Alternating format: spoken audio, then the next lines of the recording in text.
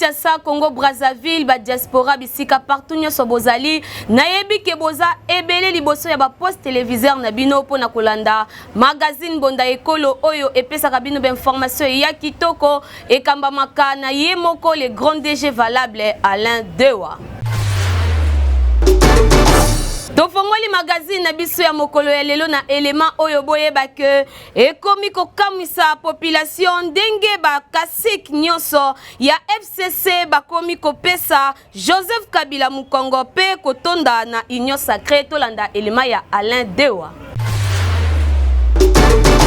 Ndeko ya Congo, tango biso Bonda Ekolo magazine d'actualité, toyebisaki bino ke ba politicien congolais ba kokaka piaka te elisusu mingi balobaka ke basala ba parti politique na bango basala na opposition te botsaka tembe mikolo elekaki tosalelaki bino analyse ya kotalisa ndenge bakasiki ya FCC bafuti Joseph Kabila Kabange na monnaie de singe ndenge kaka le pauvre Madilu système ayemba merci bapesa na mbwa totangelaka bino bakombo na bango lokola la mère Mende Julien Paluku, Pius Mobilu, Moïka Sanji, Naba Mingi Yandenge na Nenge, Oyo Boyebi, Bakota la Union Sacrée. Tala lelo lisusu, Bazali kaka ko continue, Kopesa Joseph Kabila Kabange, Mukongo, Toyebite, Soki ezali politique ya koboma Union Sacrée ndenge baza ko kende kuna, tope ezaka kaba intérêt na bango nde baza ko luka po, biloko la nzungu esilaka te. Naba information oyo tozui, tomoni ndenge, mwana mboka ale atundu,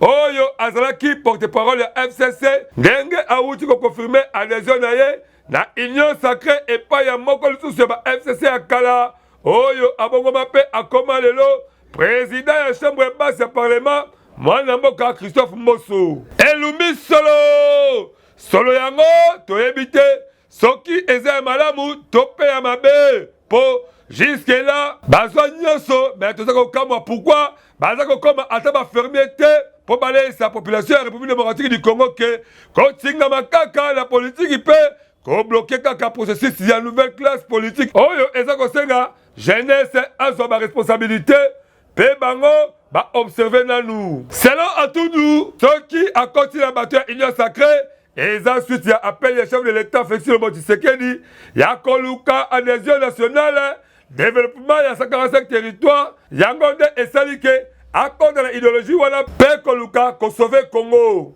esaliko kamwa po mwana mboka ale atundu toyeba depuis régime ya mwana mboka Laurent Désiré Kabila à travers les sous mwana mboka Joseph Kabila Kabange totika jamais komona asala eloko ya malonga oyo eza koluka développement République démocratique du Congo donc toyebite soki adhésion na ye na Union Sacrée ekomemela ba Congolais nini motuna eza monduki te po bakasiki nyonso ya FCC basala pe bazwa nyonso epai ya Rais Kabila Kabange mais nini eza kosala po bazala fidélité liboso na ye est-ce soki régime oyo ekwei bakobeta Félix Tshisekedi mata mokomboso te ndenge babeta Rais Kabila Kabange histoire na avenir ekopesa biso ka raison toza kotalela pe toza komona ndenge kaka anglais baloba wait and see biso Bonda Ekolo tobetsika mbonda. Opposant congolais Martin Fayulu, président ya SID, azako senga na ba congolais babenga na pouvoir ya président Félix Tshisekedi Tshilombo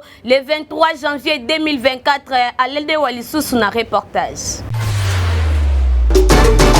Ndeko ya Congo esengeli toyeba ke année électorale oyo eza kolumba déjà solo yaba organisation yaba élection na République démocratique du Congo pona mwana mboka opposant Martin Fayulu aza kosenga na ba congolais bazala prêt pona kobenga na pouvoir ya Félix Tshisekedi Tshilombo le 23 janvier 2024 selon esprit pe lettre ya constitution na Twitter na ye oyo asalaki lundi 27 mars 2023 boyeba ke Martin Fayulu président SID aza catégorique ya koboya transition topé glissement ya mandat oyo ekoki kosalema na ka successeur ya Kabila selon Martin Fayulu ndenge aza kosenga ba congolais et surtout que pona ye alobaka kaka ke président Félix Tshisekedi aza usurpateur donc à Botolaye pouvoir. Il faut régner ainsi le 23 janvier 2024 sans autre forme topé procès. À promettre que à veiller le respect à la disposition constitutionnelle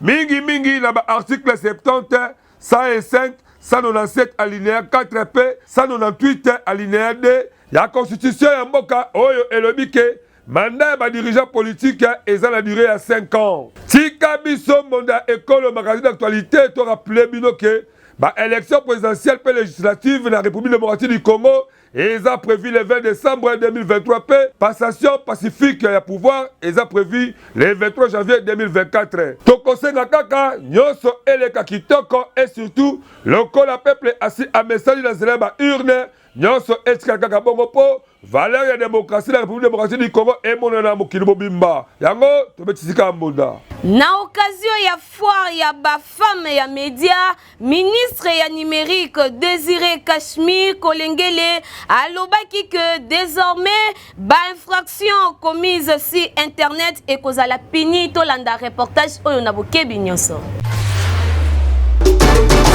Na occasion ya foire ya ba femme ya média, mokolo ya vendredi 24 mars na Kinshasa, ministre ya numérique Désiré Kachmir Kolongele alobaki que désormais ba infraction oyo esalemaka à travers ba système ya information et kozala pini parce que RDC ezali ko s'apprêter pour na mettre en place code moko ya numérique. Conseil des ministres eutaki ko adopter projet ya loi numérique pe code moko oyo ezali ko tia makambo nyonso ya ba droit commun oyo ezali ko salema à travers ba canon numérique nyonso. Pona ministre ya numérique code numérique oyo ezali très bénéfique parce que eza na avantage ya ko déterminer nombre moko ya comportement oyo ezali désormais considéré lokola ba comportement infractionnel. Na nombre ya ba comportement ya mabe batangaki incitation à la haine,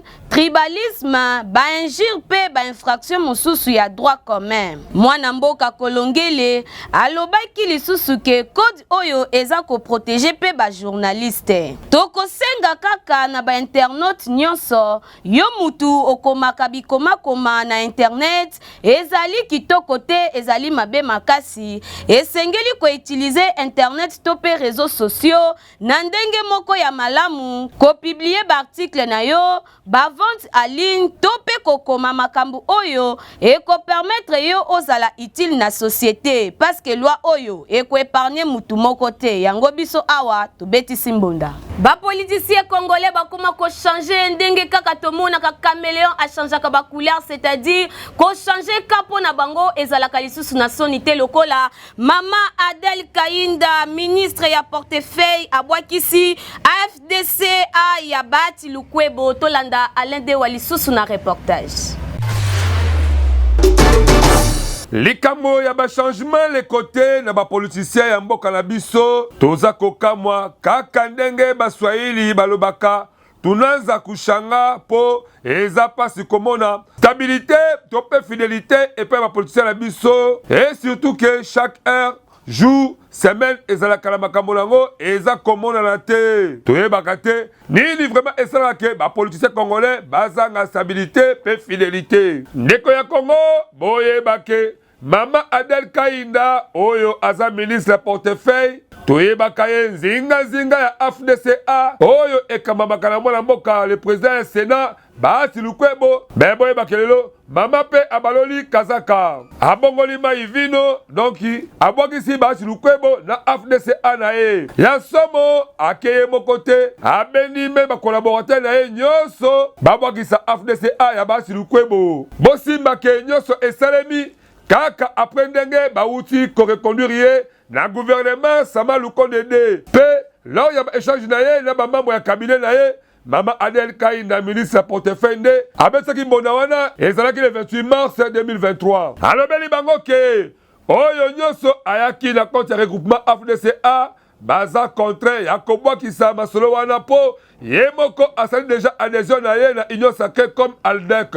Pour le maman Adel Kainda, ministre ya portefeuille, aza kolakisa mécontentement na ye suite ya bamafinga pe ba humiliation nyonso oyo ba communicateur FDCA ba beta ye vula mobimba. Ndenge kaka abesaki mbonda wana liboso ya ba collaborateur na ye déjà babandi kobakisa FDCA ya basi lukwebo. Maître Bazé Pembe cadre FDCA ye kutu apesi démission na ye na pete nyonso.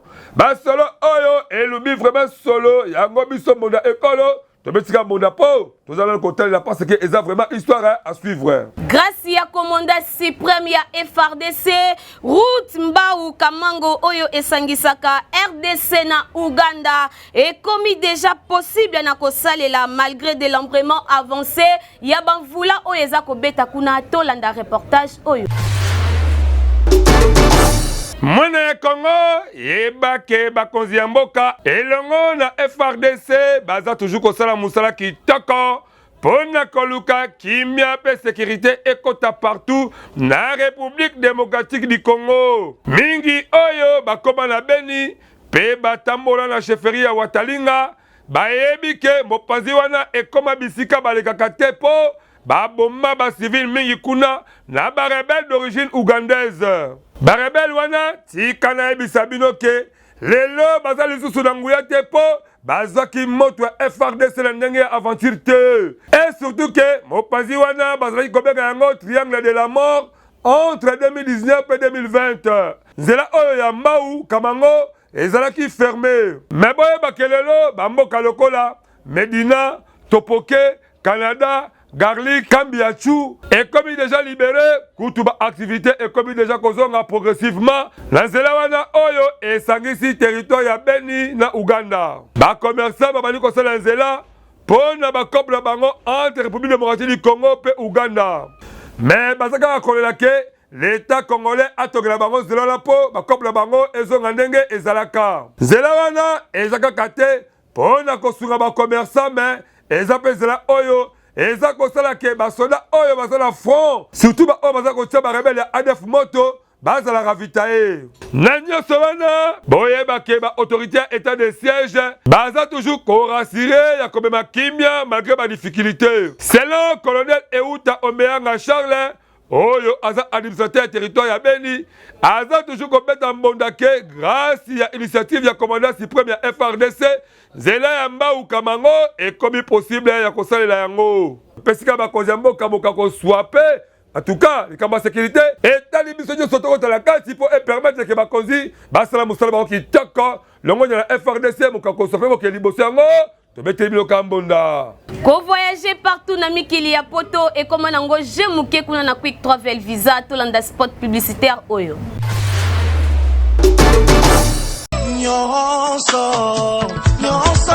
Ndeko mwasi, ndeko mobali, mwana Congo, onyokwami ya tro na likambo oyo etali ko voyager na mikili ya poto. Quick travel visa, eye po na kopesa solution na ba problème na bino, po boleli mingi pe bonyokwami ya tro. Yo mutu olingi o voyager partout na mokili mobimba, yaka na lombango awa na quick travel visa, oyo ezali ko fonctionner na domaine ya assistance ya visa rapide.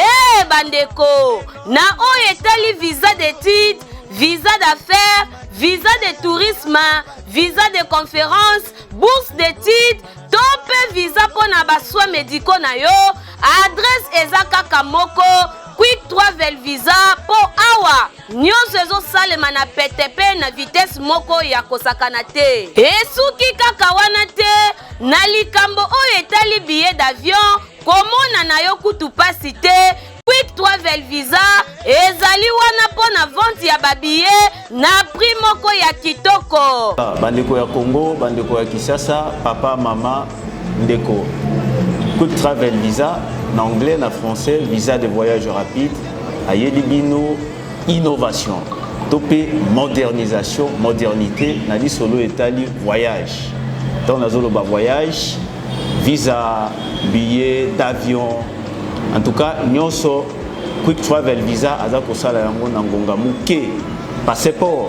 Vous en avez voyager au Kende poto, Kende dans 5 continents où ils ont habité. yaka na Quick Travel Visa dossier na yo ekozala traité na professionnalisme. En tout cas toza ko assurer bino visa réussite ya visa à 100% parce que oyo toza koloba toza na connaissance certaine avérée, une connaissance qui est d'ailleurs attestée dans ce domaine. Nous avons l'expérience, l'expertise, la connaissance elle est là. Tokocha yango na disposition na bino ya ba dossier na bino pour bozwa ba résultat escompté. Soki olingi ba rêve na yo et comme réalité, o voyager partout na mokili mobimba na ba condition moko ya kitoko, yaka awa na Quick Travel Visa po yende azali nzambe ya masolo pe akosaka te na oyo etali ba voyage na ba visa. Natalo mukie pe na ngonga mukie ozwi visa pe billet na yo d'avion. Boko tu nanga soki bazwami wapi Quick Travel Visa ezwami na numéro 54 boulevard Lumumba, référence arrêt Betani na agence Nécropole, premier niveau na commune ya Massi na quartier sans fil. Tope benga bango na plus 243 81 93 39 saede. Na Quick Travel Visa babetela yo lisolo te, yaka omona o vivre réalité. Na Quick Travel Visa nyonso ya voyage pe ya visa ekomi pete. Mabe ekoti makasi pe moto eza kopela kuna na Kasai, plus précisément na groupement bakwa mwa 18 ya comportement ya honorable Simon Pongo oyo ami komisi likolo ya mibeko tolanda élément oyo. Na République démocratique du Congo, makambo ezalaka ndenge na ndenge. Soki awa na Kinshasa toza kolia toza komela, boye bake kuna na Kasai, plus précisément na groupement bakwa mwadi mabe ekoti makasi. Botu nanga nini? Honorable moko na kombo ya Simon Pongo Budiantu aza député comté, aza pe suppléant ya député provincial Dialo Meba Kulumba akomi maître suprême na Kasai. Tellement que akomi na mbongo mingi, akomi ko terroriser ba pauvres paysans, ko salisaka bango ba travaux forcés pona ba intérêt na ye pe ya affaire ya diamant na ye. Honorable Simon Pongo asalisaki réunion le 12 na le 13 mars na village Kamwanga na batu na ye po soi-disant babo ma famille régnante nyonso oyo etikala pona kobotola bango bomengo. Selon ba information oyo ekomeli biso, honorable Simon Pongo a créé groupe ya ba miliciens oyo baza kosalela ba ordre na ye. Bino moko boyo kandenge nini population abetisa kimbonda. Est-ce que na état de droit yo lobby? Est-ce que makambo boye zali vomi hotel le biso likambo? Sinon tete ko kufa moka mobimba papa. To souffrir makati fo hotel le biso likambo. To kosuka wapi oza na pouvoir papa na ngai. Yo oza mokonzi moko te kimia na mboka. Banana este ti awa papa ozo tia biso kimia papa na ngai. Makambo belebele mina este papa yo tia kimia na este. Pourquoi pas ocha kimia na kati ya Kasai? Na muto honorable Pongo azo biso na kimia te papa talele biso likambo na leli makasi papa na ngai soki osali otaleli biso likambo te ngai moko na koya tie pa na yo pa okobenga na ngate na kokota tina bureau na yo papa okobenga na ngate po na za mwana na yo okotinga ngate na kokoma tie sika yo zali po olonga likambo papa na ngai so esali pasi pe mawakoyoka ke suite ya réunion oyo honorable Pongo asalisaki membre ya famille régnante moko akufaki pe moto ya makasi eza kopela na minute oyo entre famille régnante na honorable Pongo. Yango biso magazine Bonda Ekolo toko senga kaka na ba autorité congolaise babwaka liso na ngambo wana po dossier oyo eza mabe makasi. Yango biso tobetisi kambunda. Toujours na cadre ya ko promouvoir leadership ya mwasi Asbel Génie Royal Universal Green na Mukuse oyo ekambamaka epai ya mwana mboka Tanya Nzuzi ba organizaki conférence sur gestion ya mwasi na pouvoir socio-économique à travers numérique. Tolanda reportage oyo na bokebi nyonso. Na cadre toujours ya ko promouvoir leadership ya mwasi Asbel Génie Royal Universal Green na Mukuse oyo ekambamaka epai ya mwana mboka Tanya Nzuzi oyo azali coordonnatrice ya Asbel Gruppe moko ya ba leader ya parti Biso Peuple a organisé ki mokolo ya samedi 25 mars 2023 conférence na thème ya gestion ya mwasi na pouvoir socio-économique à travers numérique et salema ki bongo na KPM na commune ya Ntsele. Au cours ya conférence yango mwana mboka Tanya Nzuzi a expliqué ki à long et à large mission pe ba objectif ya Asbel Génie Royal Universal pe na simana ye ba intervenant mosusu lokola Monsieur Jansi Likwalo oyo azali secrétaire général ya Asbel Gru, Madame Patricia Matondo oyo azali coordonnatrice ya ONG Parlement des femmes, président ya ONG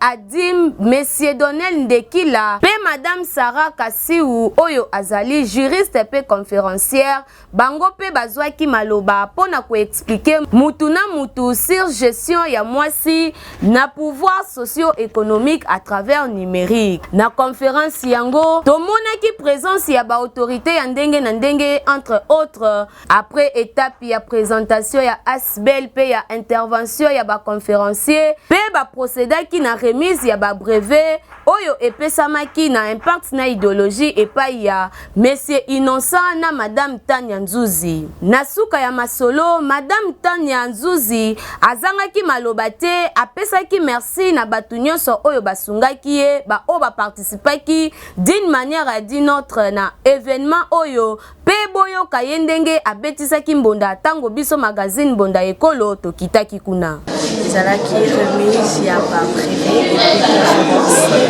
wapi tosali yango na kolakisa na bato lolenge nini ONG na biso ezali kotambola na action na yango ya renforcement de capacité ya bajeune ya bafemme toujours na cadre ya culture ya mwana ya femme. Na ndenge elekaki kitoko makasi baintervenant pe bazangaki maloba te boyoka ndenge babetisaki mbonda. Bonjour, j'espère que vous allez bien. Comme Nangai Sarah Kassiou, nazalaki intervenante dans la conférence Génie Royal et organisée qui a passé un moment très intéressant avec les femmes, mais aussi Belle qui invité. On a discuté sur thème année en ce qui concerne l'autonomisation Yabasi. En tout cas, c'était vraiment un moment très intéressant. Bien sûr, comme on a Billy Paul Sinda, Nazalaki parmi les formation dans la organisation GRU. Ce message on pensait peut-être des acquis d'aventure tout ça vu que nous sommes conscients des deux acquis pour la formation 4 à 3 jours à la fin de tout un certificat moi comme on a je pense Sinda Billy Paul vraiment na yango tokosenga kaka na ba mama pe ba jeune fille ya République démocratique du Congo pe ya Kinshasa en particulier esengeli totelema tokota ba formation ya lolenge na lolenge totanga ba kelasi pour que lobby tozala formé pe tozala capable ya kosala mosala pona ko promouvoir autonomisation na biso pe tozala utile na société yango biso awa tobeti kambunda.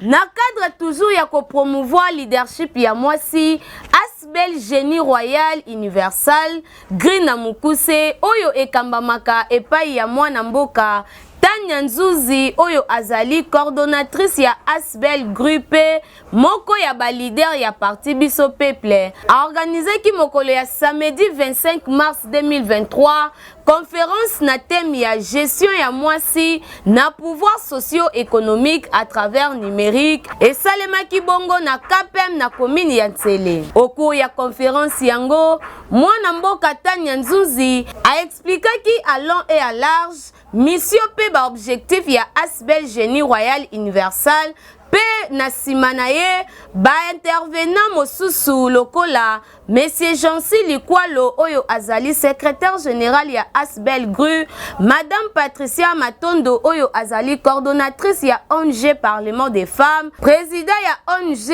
Adim Monsieur Donel Ndekila, pe Madame Sarah Kassiou oyo azali juriste pe conférencière, bango pe bazwaki maloba pona ko expliquer mutu na mutu sur gestion ya mwasi na pouvoir socio-économique à travers numérique. Na conférence yango tomonaki présence ya ba autorité ya ndenge na ndenge entre autres après étape ya présentation ya Asbel pe ya intervention ya ba conférencier pe ba procédaki na remise ya ba brevet oyo epesamaki na impact na idéologie epai ya Monsieur Innocent na Madame Tanya Nzuzi. Na suka ya masolo Madame Tanya Nzuzi azangaki maloba te apesaki merci na batu nyonso oyo basungaki ye ba o ba participaki d'une manière à d'une autre na événement oyo pe boyo kayendenge abetisaki mbonda tango biso magazine mbonda ekolo tokitaki kuna. Ezalaki remise ya ba privé et conférence wapi tosali yango na kolakisa na bato tolenge nini oyo biso ezali kotambola na action na yango ya renforcement de capacité ya ba jeune ya ba femme toujours na cadre ya culture ya mwana femme.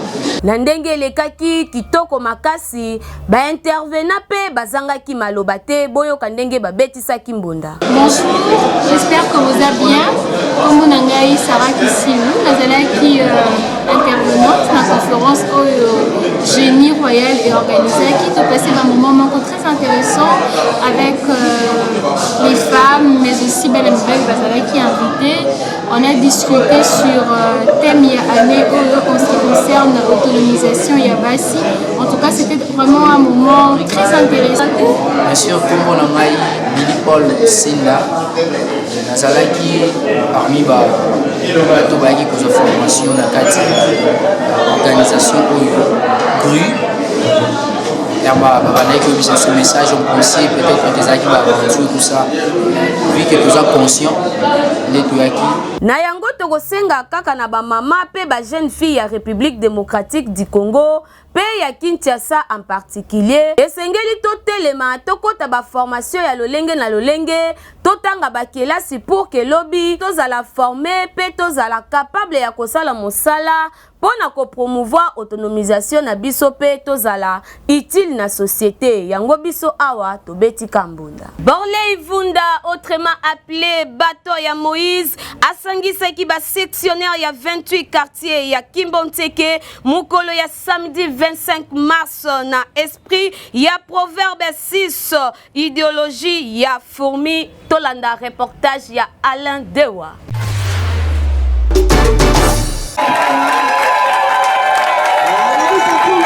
Président ya interfédéral ya Tchangou ya parti Ensemble pour la République ya Moïse Katumbi, Monsieur Cédric Ngandou, elongo na président fédéral ya Kimbanteke, Monsieur Borley Vunda, oyo bana ya Kimbanteke babengaka mingi les bâtons de Katumbi, basangisaki ba sectionnaire ya 28 quartiers ya Kimbanteke, mokolo ya samedi 25 mars 2023, pona kosolola na likambo oyo etali parti na bango. Message clé na bango liboso ya ba sectionnaire ezalaki na lisese ya proverbe 6 wapi bazali kotalisa bwanya ya fourmi. Lokola masolo elekaki kitoko boyo kandenge mwana mboka Cédric Ngandou na Borley Vunda ndenge babetisaki mbonda liboso ya micro ya mbonda ya ekolo. Ouais, l'équipe vraiment malamu na kimia nyonso tout parce que ezaki loko musalo et salami na tango mulai. Donc c'est-à-dire il était question pour nous et on va dire ça va sectionner en abisso. On va sectionner dans notre parti les sections et ça va quartier. La fédération de Kimbantseke a 48 sections. Mais aujourd'hui on était en face, il y a 28 sections. Et on te baigne à bango pour partager la bango na likaniso à bengi sagesse de la fourmi. Une meilleure stratégie électorale, même pour l'implantation de notre parti. Il y a un autre qui na verset biblique ezali na proverbe 6 otobengi bonzambe na kata politique. En tout cas, nazala esengo mingi ya koyamba bato ebelo baye lelo elingi olakisaki bato wana baconsidéraka biso c'est-à-dire que mosala tosala na terrain tosala mosala oyo eza oyo baloba autrement toteka milinga te tozosala mosala oyo esengeli oyo bakonzi bazomona kotondisa maso ozalaki nango lelo ezalaki facile te ya kosala yango mais na lisungi ya to idéologie ya papa na biso Moïse Katumbi nde tosengi tosali makambo tosali lelo tomoni wana na yango mwana Congo kinois pe kinoise esengeli tolanda bilanda te toyoka pe biyoka yoka te kasi esengeli na biso tolanda balider ya malamu lokola Borley Vunda pe mwana mboka Cédric Ngandu oyo bazali balider ya solo pe batonda na bolingo na bwanya yango biso awa na mbonda ekolo tobeteli bango kaka maboko parce que bango baza ba vrai leader. Caricature ya mokolo ya lelo ko kontiri Jesse Jemba abeteli biso lisolo nini Igrid Mateta. Likambo oyo etali insécurité kaka ndenge mbonda ekolo elobaka yango pe idéologie oyo koko tiri Jesse Jemba abeteli biso mokolo lelo. Bino moko bomona surtout bamibi o bamesala koyiba ba mama basaki bakabelo tope biloko na ndenge na nzoto yoka ndenge esukelaka bango mabe moyibi mama esaki na ngai ekei boya mbangu moyibi oyo ayibi mama saki kokima akutali pe na bayaya bazaki na kwa yoka ebela bayaya kutu ndenge nini badeside mpo na ye kulu na yo moyibi toko kutumba yo okokufa lelo zela biso wana totumba ye libela bayaya pe badeside bakutumba ye po aza kuluna a moyibi akufa lelo suka 1 litre esasi pesangaka te yango wana pe na limeti batumbi moyibi me esali pasi makasi na décision bayaya bazwaki po bakokaki jamais kosala lwa bango mo parce que tokosenga na biso mbonda ekolo soki bokangi moyibi bokangi kuluna botumba ye te mais esengeli komema ye depa na la police la plus proche po bango nde bakoyeba kojuge mpe komema ye na acquis de droit yabo esali pasi yango yo ndeko mobali tika via kimoyibi tika via kuluna tandenge esuki nde maboka bayaya esuki mabe makasi awa penza biso tobetisika mbunda. Merci na fidélité na bino parce que bozalaki ebele liboso ya ba poste téléviseur na bino pona kolanda magazine d'actualité mbonda ya ekolo bo s'abonner massivement na chaîne YouTube na biso mbonda ekolo officiel yango ndeza seul moyen oyo bokoki ko soutenir biso bo benga biso yo mutoza na posa page rose na yo eleka spot publicitaire na yo tope événement ya ndenge na ndenge tokoyamba yo na esengo nyonso na sima ya caméra ezalaki Igrid Mateta pe DG ya magazine mbonda ekolo Alain Dewa pe na bosanité muta simbi édition ya mokolo ya lelo Pierrette Mbombo ngana bino tokuta na mbala ya sima soki Yesu akozonga te.